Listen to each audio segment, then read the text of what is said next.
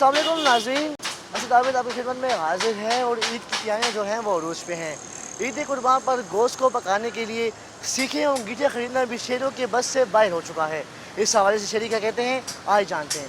और सीखे तो माशाल्लाह काफ़ी महंगे हुए इस बार। पिछले साल जो थे तो 600-700 पे मिलते थे, आजकल जो है तो 1000-1200 पे मिल रही है। और अंगीठियाँ जो है ना वो पिछले साल मिलती थी तकरीबन 1800 पे, तो आजकल मिल रहे 2000-1500 पे। काफ़ी महंगाई हो गई है, मुश्किल है इस बार सीखे भी का हाल है।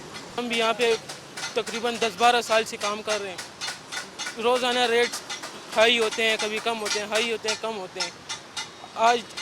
आजकल लोग आते हैं कहते हैं यार 300 रुपये दर्जन सीख है, तो पिछले साल 250 रुपये में थी, कहा कहते हैं 250 रुपये में दो, तो हमें वारा नहीं करती 250 रुपये में, हम खुद मजबूर हैं। यहाँ मैं अंगीठी लेने आया हूँ, लेकिन अंगीठी इतनी महंगी है कि मुश्किल है कि हम ईद पर टिक्के भी खा सकें।